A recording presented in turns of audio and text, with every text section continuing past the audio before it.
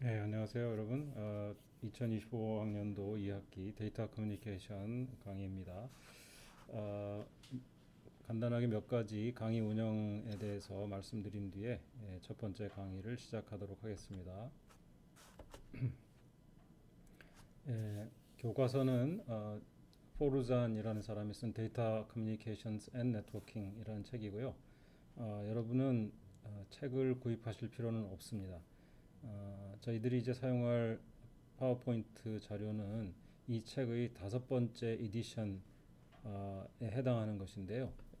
다섯 번째 에디션 이후로 이 책이 많이 바뀌었는데 불행하게도 데이터 커뮤니케이션 분량이 대폭 축소된 형태로 바뀌었습니다. 그래서 최근에 나온 포르잔의 데이터 커뮤니케이션 앤 네트워킹 책은 저희가 다룬 내용을 담고 있지 못한 부분이 많아서 여러분은 책을 사실 필요까지는 없고요. 어, 꼭 보셔야 하면 피프스 에디션을 좀 중고책을 구입한다든가 해서 보시길 바랍니다. 뭐 옛날 걸 가르친다는 것이 아니라 저에게 필요한 내용이 최근 버전에 없어서 그렇게 하기로 한 것입니다. 이해해 주시기 바라고요. 이 강의 평가는 중간고사가 절반, 기말고사 절반 이렇게 되어 있습니다. 출석 체크는 자동으로 LMS에 들어가서 강의 영상을 시청하는 시간으로 자동 기록되게 되어 있습니다. 그러니까 여러분이 편리한 시간에 이제 들으시면 될 텐데 원래 이 강의 시간이 화목 5교시로 알고 있어요. 그래서 그 5교시에 이전에 강의를 올려놓을 것이고요. 여러분은 그 시간에 시청하거나 혹은 더 편리한 시간에 시청하셔도 될 것 같습니다. 이 강의를 맡으신 교수님은 원래 민성기 교수님입니다. 그런데 민 교수님께서 갑자기 건강이 굉장히 악화되셔서 사실 저는 이제 제 이름은 김효곤인데 민 교수님 강의를 이번 학기에 민 교수님께서 건강이 회복되실 때까지 대신 강의를 하게 됐습니다. 민 교수님만큼 잘 할 수 있을지 잘 모르겠지만 최선을 다하도록 하겠습니다. 예, 그다음에 강의 영상은 이제 LMS에 들어가시면 나중에 자세히 더 안내해 드리겠습니다만 LMS에 그 강의 영상을 볼 수 있는 곳이 있습니다. 그곳에 가서 클릭을 하시면 영상을 시청하실 수가 있는데 영상의 크기 한계 때문에 어쩌면 이제 두 개의 영상으로 분리해서 업로드해야 할 가능성이 있습니다. 그래서 그 강의 두 개를 모두 시청해야만 매번 강의에 출석하는 것으로 이렇게 저희들이 처리하도록 할 테니까 빠짐없이 시청해 주시기 바랍니다. 네, 기타 문의 사항이나 아니면 제안하고 싶으신 것들은 게시판에 여러분이 올려주시면 때때로 체크해서 그 질문이나 코멘트에 응답을 드리도록 하겠습니다. 자, 그러면 이제 첫 번째 강의 이제 첫째 챕터를 어, 보기로 하겠습니다. 첫째 챕터는 이제 인트로덕션인데요. 바로 이 포르잔 책 이제 이게 5th 에디션의 모양인데 이제 색깔도 바뀌고 나중에는 이제 내용도 바뀌어서 이 책은 그냥 참고로 이렇게 생겼다 이런 저 이런 모양이었다는 것만 아시면 될 것 같아요. 출판사는 맥그로힐입니다. 어, 예. 그다음에 이제 첫 번째 챕터 나가볼까요, 신도를? 어, 매번 이제 챕터 시작할 때마다 이와 같이 이번 챕터에서 무엇을 다루게 되는가 하는 것에 대한 아웃라인을 보여주는데요.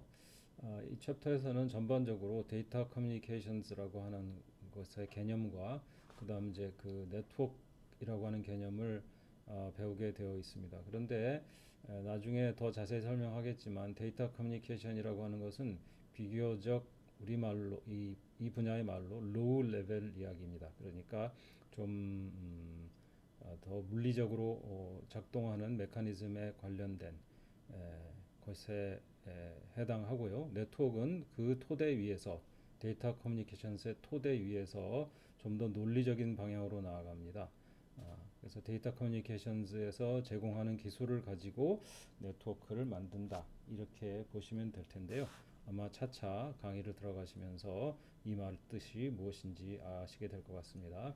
그리고 이제 세 번째 부분에서는 그 네트워크들이 어떤 종류가 있는가 하는 이야기를 또 하게 되겠습니다.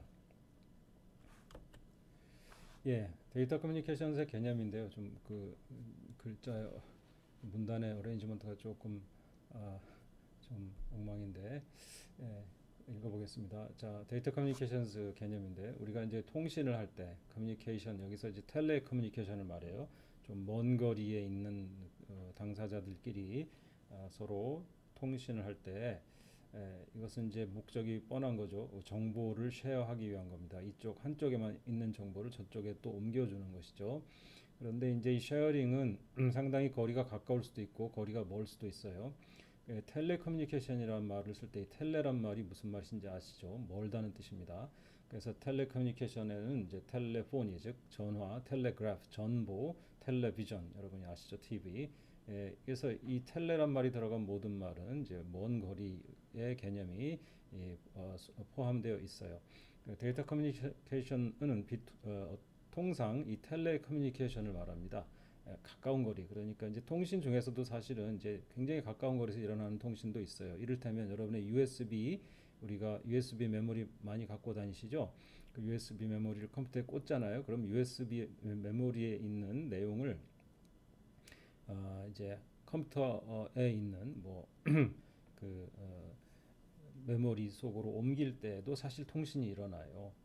그리고 실상 우리가 앞으로 배울 내용 중에는 그 통신에서 어떤 메커니즘이 쓰이는가도 배우기는 합니다. 그런데 그와 같이 아주 로컬한 통신, 굉장히 가까운 거리의 통신은 저희가 사실 많이 다루진 않고 주로 다루는 내용은 역시 먼 거리에 놓인 두 개의 기계 사이에서 정보가 전달되는 그 이야기를 다루게 됩니다. 예. 그래서 그 전달하는 중간에 놓인 어떠한 매체를 우리가 트랜스미션 미디어, 전달 매체라고 하거든요. 그 매체라고 하는 것은 우리가 통상 뭐 문과 쪽에서 이야기하는 매체, 즉 뭐 TV나 라디오 이런 그 약간 논리적인 그런 것을 말하는 것이 아니고요. 실제 물리적인 매체를 말해요. 예를 들면 물 속에서 잠수하면 어떻게 통신하겠어요? 결국은 물을 매체로 해서 매개물로 해서 통신하겠죠. 음파 같은 것으로. 이와 같이 이제 매체 미디어 이 다양한 미디어들은 물리적인 매체를 뜻하는 것이에요. 그래서 우리는 통신을 할 때 물리 현상을 통해서 정보를 전달하거든요. 그래서 그 물리 현상이 통과하는 중간 어떤 매개물 같은 것이 매체가 되겠어요.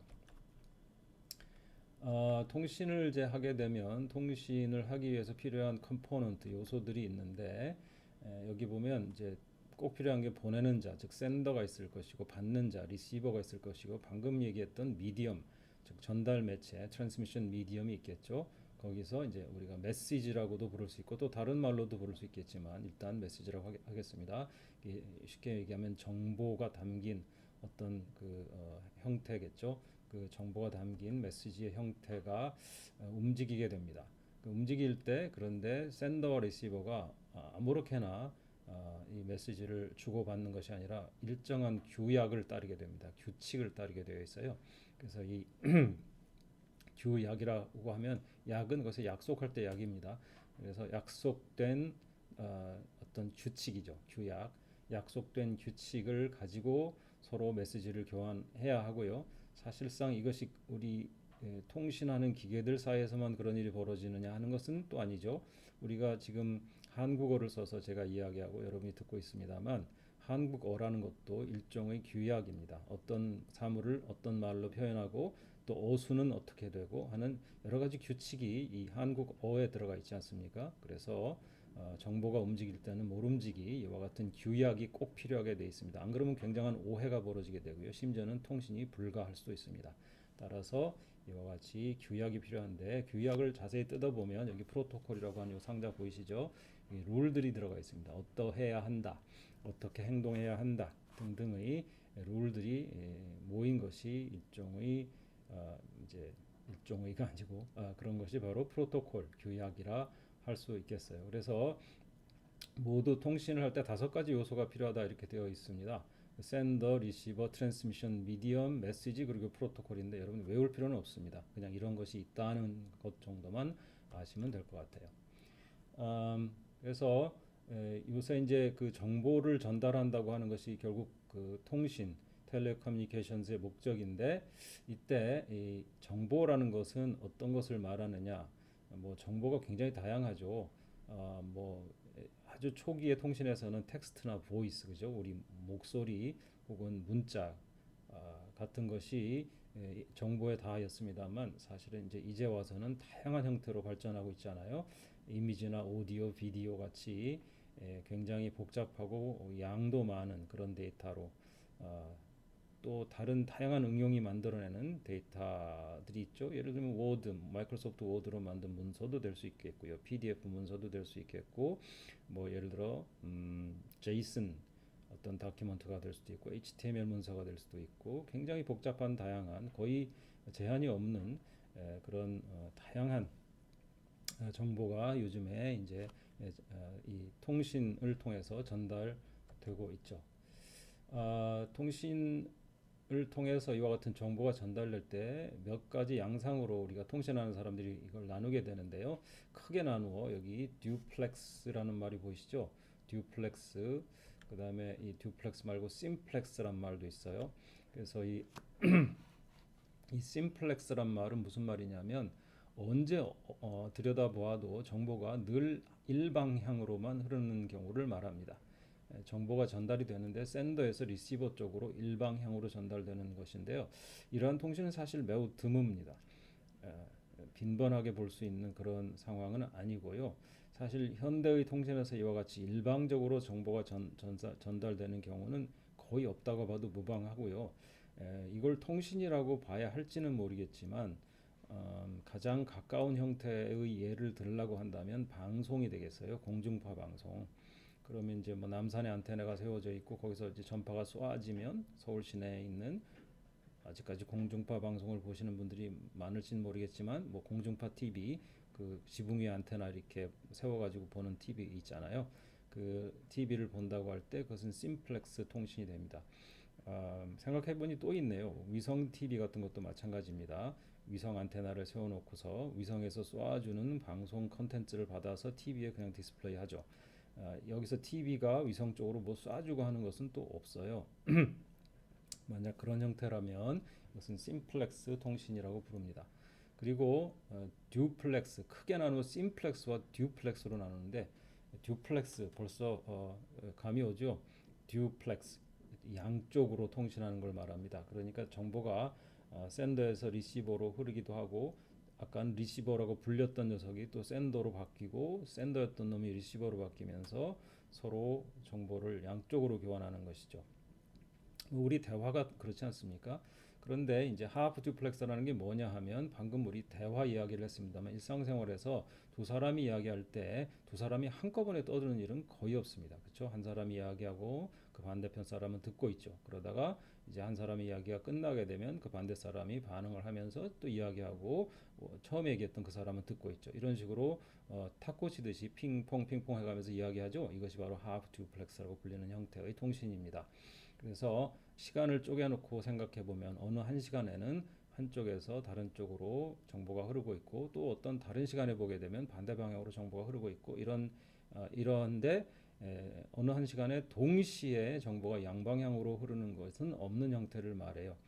이제 우리가 비유를 들다 보니 비유 때문에 헷갈릴 수는 있겠어요. 가끔 말할 때 서로 말이 얽히는 수가 있죠. 서로 동시에 발화하는 경우가 있는데 이런 경우는 사실은 이제 우리 현실에서 우리 내추럴 랭귀지 이야기할 때 하는 것이고요. 통신할 때는 이제 그러면 안 됩니다. 사실은 이게 되게 중요한 문제라서 나중에 이렇게 서로 충돌하지 않고 순서에 따라서 질서 있게 왔다 갔다 하면서 이야기하는 것을 또 만들어내기 위한 또 메커니즘이 필요하게 됩니다. 그것은 그때 가서 이야기하기로 하고요. 그래서 하프 듀플렉스라는 형태가 많이 쓰여요. 예를 들면 여러분이 와이파이를 쓰시게 되면 여러분이 전송할 때 그 전송을 받아주는 것을 우리가 AP라고 하죠. AP. 여러분이 집에 있는 것은 뭐 AP라고까지 부르지는 않고 인터넷 공유기 이렇게 부르기도 하죠. 이런 AP 쪽으로 이제 뭐 랩탑에서 이렇게 쏴줍니다. 그리고 랩탑에 쏠 때는 이를테면 AP는 전송하지 않아요. 그래서 그것이 여러분의 랩탑으로부터의 전송이 끝났다. 그래서 카톡을 보냈다. 이러면 이제 반대 방향으로 데이터가 필요하다면 이제 AP로부터 쏘아집니다. 이런 식으로 핑퐁 핑퐁 해가면서 쏘는 것이에요. 와이파이도 그렇고 많은 종류의 이제 통신 기법들이 이와 같이 하프 두플렉스를 씁니다. 마지막으로 풀 듀플렉스가 있는데 이것은 양쪽이 어느 한 시간에 딱 스냅샷을 찍었을 때 양쪽으로 데이터가 전송되고 있는 그런 형태의 통신입니다. 늘 그래야 된다는 것은 아니고요. 그럴 수 있으면 풀 듀플렉스입니다. 그럴 능력이 없으면 하프 듀플렉스가 되는 것이고요. 그래서 풀 듀플렉스라고 하는 것은 한쪽 방향의 통신만이 한순간에 일어날 수 있는 것이 아니라 같은 순간에라도 양쪽으로 데이터 흐름이 일어나고 있을 수 있으면 그것을 풀 듀플렉스 통신이라 이렇게 말하는 것입니다. 자, 그다음에 이제 네트워크의 개념인데요. 네트워크는 여기 첫 문장이 잘 밝혀주고 있는데 네트워크라고 하는 것은 interconnection of a set of devices capable of communication 이렇게 되어 있습니다. 통신이 가능한 기기들의 어떤 무리가 있고요. 그것들 사이의 인터커넥션이다, 연결이다 이렇게 되어 있어요. 그래서 이 사실은 우리 데이터 커뮤니케이션에서는 이 부분을 많이 다루지는 않아요. 아까도 얘기했지만 데이터 커뮤니케이션의 토대 위에서 만들어지는 것이기 때문에 이 네트워크에 관해서는 우리가 이제 여러분이 학년을 더 올라가게 되면 컴퓨터 네트워크이나 인터넷 프로토콜이나 이런 과목들에서 배우게 되어 있습니다. 그래서 이제 좀 이 부분은 좀 간단하게 이렇게 이야기하고 넘어가고자 합니다. 네트워크를 이야기하기 전에 이제 몇 가지 네트워크의 형태, 구조를 좀 이야기하고 싶은데 뒤에 가서 되게 중요한 분류가 됩니다. 그래서 이제 두 개의 기계가 서로 이야기한다고 할 때 먼저 한 형태는 포인트 투 포인트라는 형태예요. 점 대 점 뭐 이렇게 우리가 번역할 수 있겠는데 뭐 굳이 그렇게 번역했을 필요는 없겠고 포인트 포인트 그러면 이제 이런 형태입니다. 그래서 중간에 아무 개입하는 자 없이 이 두 개의 기계가 이른바 하나의 링크를 통해서 연결이 되는데 이 링크가 뭐냐? 링크는 아까 얘기했던 매체, 트랜스미션 미디엄에 따라 여러 가지가 있습니다. 뭐 잠수함의 통신이라고 하면 물을 매개로 해서 이런 링크가 만들어지게 될 것이고요.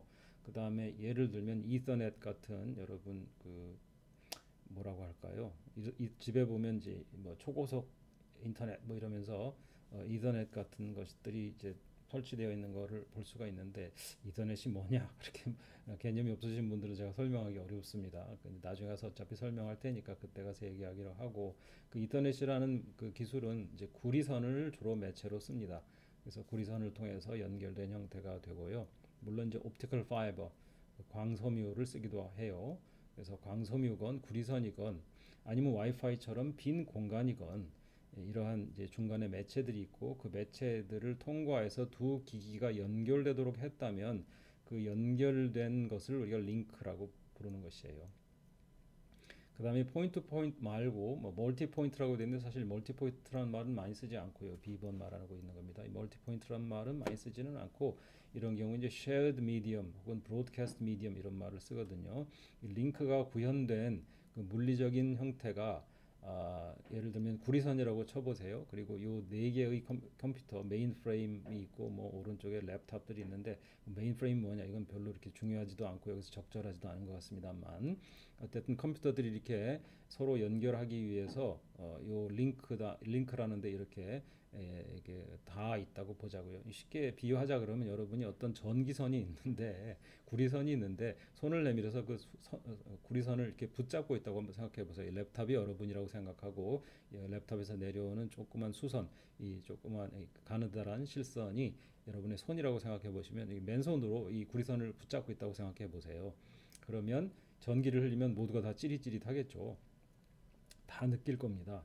이런 식으로 이 링크에 이제 신호를 흘려보내고 전기 신호일 수도 있습니다. 실제로 신호를 흘려보냈을 때 모든 연결된 기계가 다 그것을 느끼고 또 그것을 읽어낼 수 있는 신호가 될 수 있거든요. 그러면 이러한 기기들 사이에서는 통신을 할 때 뭐 여기 이 컴퓨터에서 이 컴퓨터로 통신할 수 있겠죠. 여기다가 신호를 내보내면 여기에 신호가 실릴 거예요. 뭐 전기 신호로 예를 들어 5V, 0V, 5V, 0V 이런 식으로 뭐 보냈다. 그러면 여기 이 구리선에 그와 같은 볼티지가 나타나겠죠. 그럼 얘가 그걸 읽을 거 아닙니까?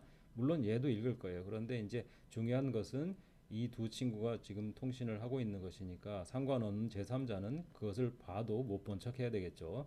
예, 그래서 내 건가 이렇게 들여다보고 내 거가 아니면 그냥 무시하면 됩니다. 그리고 이 당사자인 이 친구는 이거 내 건가 해서 내 거가 맞으면 이제 요 녀석이 보내는 정보를 그대로 받으면 되겠죠. 이런 식으로 하나의 매체에 여러 개의 기계가 동시에 연결돼 있을 때 이것을 멀티 포인트라고 하거나 아니면 뒤에 가서 더 많이 쓰이는 용어로는 쉐어드 미디엄. 왜냐하면 미디엄이 다 공유되고 있잖아요. 여기서처럼 둘 사이에 독점되고 있지 않습니다. 그래서 쉐어드 미디엄, 공유된 매체라고 부르거나 아니면 브로드캐스트 미디엄. 얘가 이야기하면 다 들리기 때문에 이것을 브로드캐스트 미디엄이라고도 불러요. 그런 형태의 링크가 만들어질 수도 있는 것이죠. 그래서 이 방금 이야기한 이 분류는 되게 중요해집니다. 뒤에 가서 우리가 데이터 커뮤니케이션스의 토대를 만들 때 이 링크의 특성에 따라서 아까 얘기했던 규약 중에 프로토콜이라는 것이 있었잖아요. 프로토콜.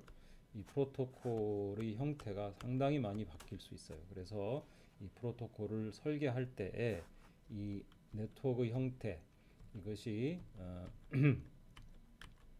포인트 포인트 형태의 링크이냐 아니면 멀티 포인트 형태의 링크이냐에 따라서 프로토콜의 설계가 많이 달라질 수 있다는 것만 잠깐 기억해 주시면 되겠습니다. 지금은 아마 개념이 없기 때문에 그게 무슨 말이에요? 라고 생각할 텐데 뒤에 가면 이제 좀 이해가 생길 거라고 생각합니다. 그리고 이제 이 네트워크를 또 분류할 때 다른 축으로 분류할 수도 있는데 네트워크가 이런 식으로 이제 완전히 서로가 모두가 다 연결된 형태로 선을 연결해 줄 수도 있어요. 그래서 어떤 당사자로부터 또 다른 통신의 송신자와 수신자 사이에 전용선이 이렇게 아까 포인트 포인트 링크라고 했죠. 이런 포인트 포인트 링크가 존재하는 형태 이런 식으로 만들 수도 있어요. 그런데 이것이 아주 아이디어한 형태이긴 합니다. 언제든지 이 자기의 전용선을 써서 연락할 수가 있는 것인데요. 문제는 이것이 너무 비싸다는 점이에요. 여러분들 N개의 이러한 컴퓨터가 있다고 할 때 이들을 모두 fully connect를 시키려면 얼마인지 아시죠? 코스트가. 오더가 어떻게 됩니까? N 스퀘어 오더가 나오죠. order of N 스퀘어입니다. 즉 2분의 N 곱하기 N-1개의 링크가 필요하죠. N이 이 통신하는 컴퓨터들의 숫자가 n이라고 할 때 n이 증가하게 되면 어떻게 됩니까? 이 연결선은 n의 제곱에 비례하는 형태로 증가하게 되어서 매우 폭발적인 증가를 보이게 되고 뭐 선이 뒤엉켜가지고 굉장히 복잡해지게 될 것입니다. 그래서 이와 같은 형태는 우리가 보통 잘 취하지 않아요. 그래서 n이 5만 돼도 이제 10개의 링크가 필요한데 뭐 100이 되면 얼마 되겠어요? 굉장히 많은 숫자가 필요하겠죠. 그래서 이제 이어 대안으로 여러 가지 다른 형태를 만들고는 합니다. 그래서 이런 식으로 허브라는 것을 두고 그 허브에 연결해 놓고 여기서 올라가서 이 허브를 거쳐서 내려가는 형태로 이렇게 연결합니다. 사실 그럼 이 안쪽은 어떻게 될까요? 아까 이 허브를 쓰지 않고 풀리 커넥티드를 하려면 포인트 포인트 링크들을 일일이 다 만들었어야 했잖아요. 근데 이 경우는 이 허브 내부를 뜯어보면 사실은 이렇게 연결선 하나가 다 이렇게 서로를 연결하고 있음을 볼 수가 있는데요. 이 허브는 따라서 뭐가 될까요? 아까 멀티 포인트, 쉐어드 미디엄, 브로드캐스트 미디엄 이런 식으로 된 형태겠죠. 예, 이렇게 해서 연결선의 숫자를 뭐와 비례하게 만들 수 있을까요? 이 연결되어 있는 컴퓨터의 숫자와 비례하게 만들 수가 있습니다. 그래서 이제 우리가 스타 토폴로지라고 해요. 스타 이 중간에 허브를 두고 거기서 이렇게 방사형으로 이렇게 뻗쳐나가니까 이 모양으로는 전혀 스타가 아닌데 뭐 이걸 좀 올리면 스타 모양이 될 수도 있겠죠. 예. 그 다음에 또 하나가 버스 토폴로지라고 하는 것인데 이 버스 토폴로지는 중간에 허브 같은 기계는 없고요. 그냥 이렇게 쭉 하나의 선이 지나가고 거기에 이렇게 뭐 드롭 라인이라고 하는 것인데 이건 용어는 거의 쓰지 않는 용어니까 외울 필요 없습니다.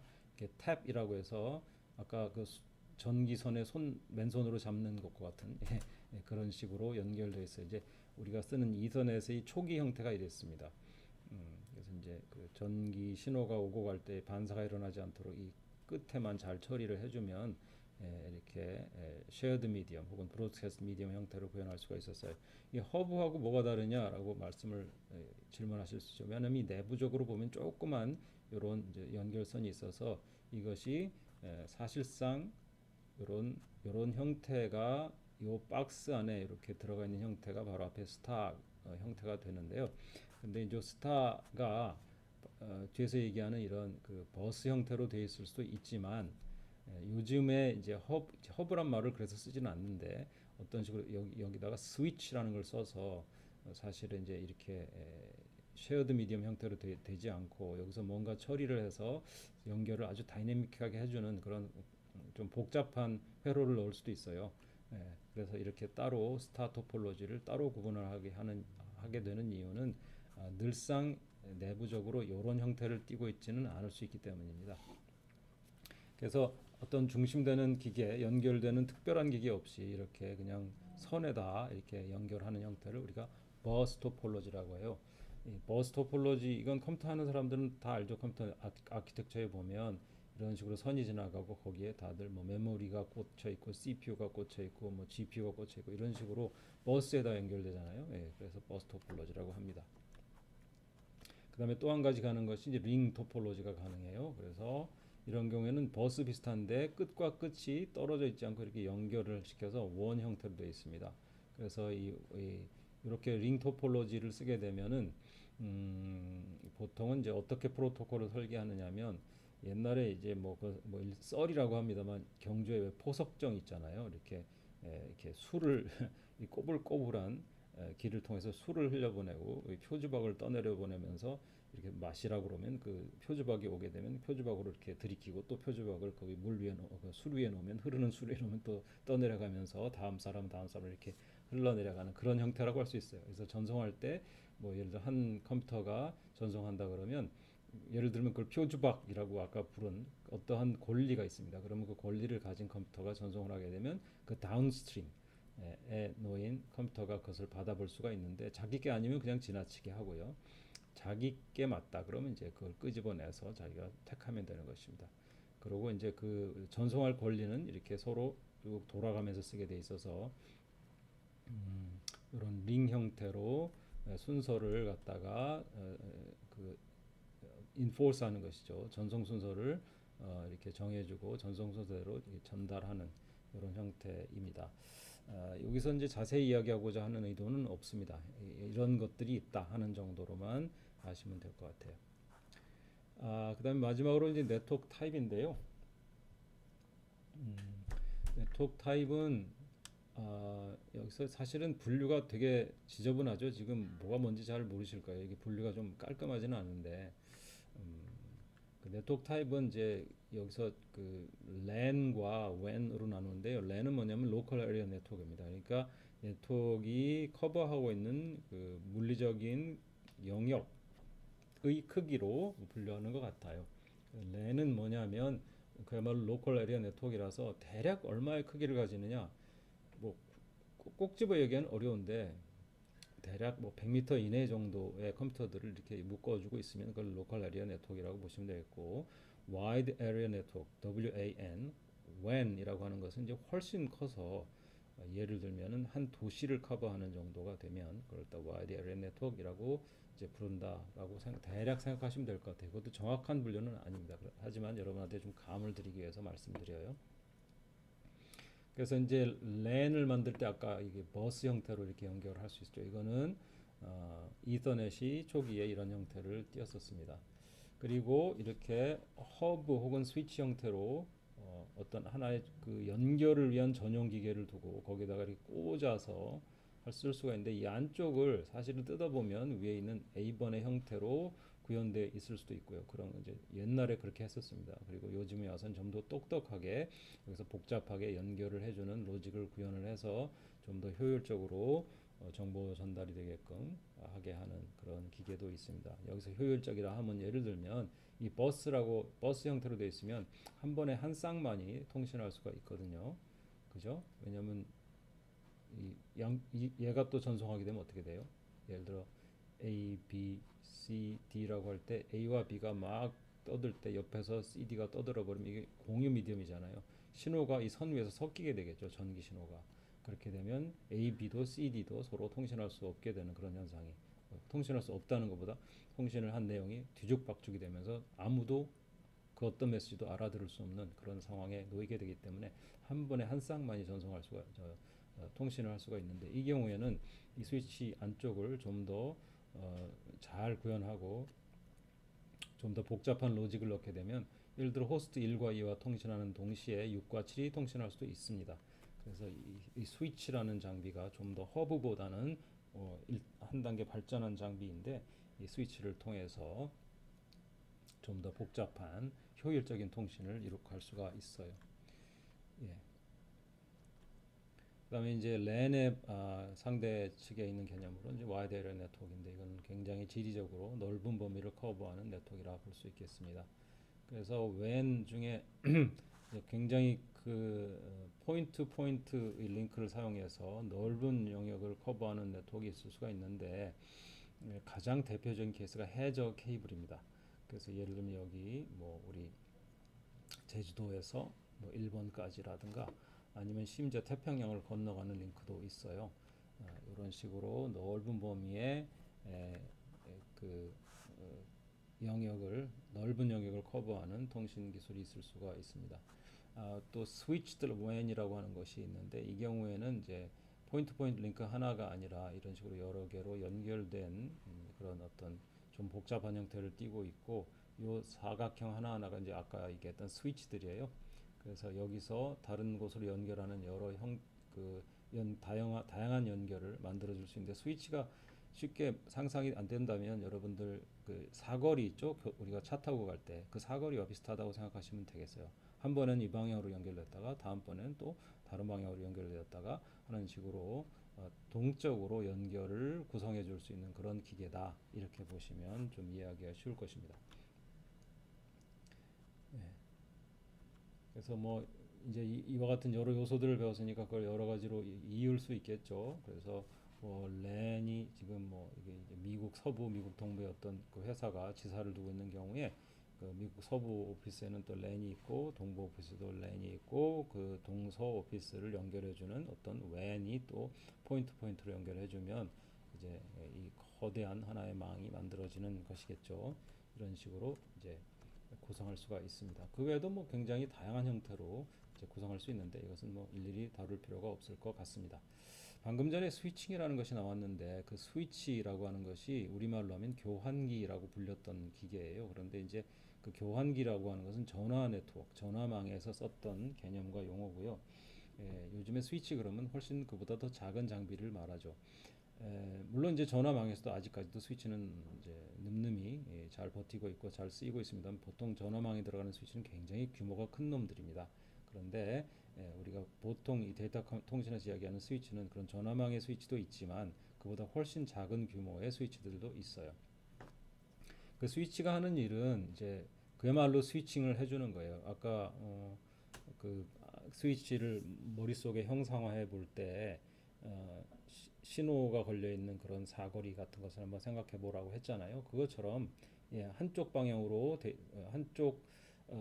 방향으로 연결이 되었다가 또 다음 순간에는 다른 방향으로 연결이 되었다가 하는 식으로 동작하는 그런 형태의 어떤 그 하드웨어가 들어 있다라고 보시면 되겠습니다. 그런데 그 하드웨어의 구현에 있어서 크게 두 가지 방식이 있는데, 여기 이제 여기 나옵니다. Circuit Switched 그리고 Packet Switched라고 하는 그런 두 개의 용어가 나오거든요. 이 용어가 굉장히 중요한데요. Circuit Switched는 우리말로 번역하면 회선 교환입니다. 회선 교환. 회선이라고 하는 것은, 회라는 건 이제 회전할 때 회자는 돈다는 뜻이거든요. 서킷이 무슨 말이에요? 이게 하나의 도는 서킷, 회로잖아요. 회로 할 때도 그 회자도 같은 회자인데, 서킷 스위치드는 옛날에 쓰던 방식이에요. 물론 이제 지금도 그 잔재가 남아 있습니다. 이게 전화 네트워크에서 처음 썼던 방식이죠. 인류가 역사를 쭉 지나가면서 처음으로 그야말로 통신을 전기를 통해서 이렇게 텔레커뮤니케이션이라고 하는 것을 제대로 한 최초의 형태가 전화 네트워크, 전화였거든요. 그럴 때 전화가 쓴 방식이 실제로 회로를 연결해 주는 거였어요. 그래서 여러분들 뭐 사진 같은 데서 본 것이 있을 수 있겠는데 그 여자 교환수들이 어떤 벽 같은 데 앞에 앉아가지고 이렇게 플러그를 꽂았다 뺐다 하고 이렇게 선이 막 얼기설기 복잡하게 있는 데서 이렇게 막 교환수가 그 뭐 플러그를 꽂았다 뺐다 하잖아요. 그 플러그를 꽂을 때 이 서킷이 연결되는 것이에요. 그래서 A와 B가 통할 때는 A와 B를 연결해주고 끊었다가 또 C와 D를 연결해주기도 하고 A와 C를 연결해주기도 하고 이런 식으로 이제 그것을 스위칭이라고 불렀어요. 서킷 스위칭. 그런 것이 서킷 스위칭입니다. 근데 이제 그게 초기 형태였고 지금에 와서는 서킷 스위칭이 상당히 다른 형태가 되어 있습니다. 그래서 좀 다르게 해석을 해야 되는데 뒤에 가서 배우게 될 것이고요. 그에 반하는 어떤 개념, 반한다기보다 그 상대 위치에 있는 개념이 패킷 스위칭입니다. 패킷 스위칭은 서킷 스위칭은 그야말로 회선이 연결되었다 끊어졌다 하는 것처럼 연결되면 전용선이 되는 것이거든요. 내가 누구와 통화를 할 때 전화가 연결되었으면 그 누구가 중간에 끼어 있지 않잖아요. 그죠? 그래서 하나의 회로가 전용으로 나에게 허락된 것처럼 그 통신하는 사람과 내가 전용으로 그 아주 익스클루시브하게 이야기할 수 있는데 패킷 스위칭은 그와 같이 전용으로 회로가 만들어진다기보다는 정보가 일단 패킷이라는 형태로 쪼개져서요. 그 패킷이라는 단위로 스위칭돼요. 이게 바로 아까 제가 그 비유를 든 그 도로 상황하고 비슷해요. 왜냐하면 거기 차 하나하나를 패킷이라고 생각을 해보세요. 차 하나하나를 패킷. 그 다음에 그 패킷이 패킷 단위로 즉 도로에서 차 단위로 이렇게 스위칭 된다고 생각을 해보실 수가 있겠죠. 왜냐하면 신호가 딱 끊기면 이제 그 다음 차는 못 가고 앞차까지만 가고 이렇게 차 단위로 끊어지잖아요. 그래서 그런 식으로 패킷이 가는 길이 이렇게 이쪽으로 연결됐다 저쪽으로 연결됐다 하는 형태가 됩니다. 이 서킷 스위칭은 아날로그 시대의 산물이고요. 패킷 스위칭은 디지털 시대의 산물이 됩니다. 왜냐하면 디지털이 아니면 정보를 이렇게 쪼개서 보낼 수가 없어요. 전기를 흐르는데 전기를 중간에 자를 수가 있어요? 그럴 수가 없죠. 한번 흐르기 시작하면 흐르든지 안 흐르든지 둘 중에 하나지. 전기를 잠깐 멈추게 한다거나 아니면 중간에 이렇게 토막을 낸다거나 그럴 수가 없거든요. 그래서 서킷 스위칭은 이제 그런 형태다라는 것을 아시면 되겠고, 패킷 스위칭은 디지털 시대가 되면서 정보를 묶어서 어떤 패킷이라는 형태로 만들고, 그리고 패킷의 움직임을 스위치에서 멈추게 하거나 아니면 다른 방향으로 가게 하거나 하는 것이 가능해졌는데, 그것이 패킷 스위치라는 장비가 되고 그 방식이 패킷 스위칭이에요. 오늘 강의하는 내용은 여러분이 100% 이해할 필요는 없습니다. 그냥 이런 것이 있다고 쭉 개관을 한번 둘러보는 것이기 때문에 그냥 이런 게 있구나 나중에 자세히 배워야지 하고 생각하면 되겠습니다. 일단 시간이 좀 넘어가는 것 같아서 여기서 끊고 첫 번째 파트를 끝내고 두 번째 파트에서 계속하기로 하겠습니다. 예.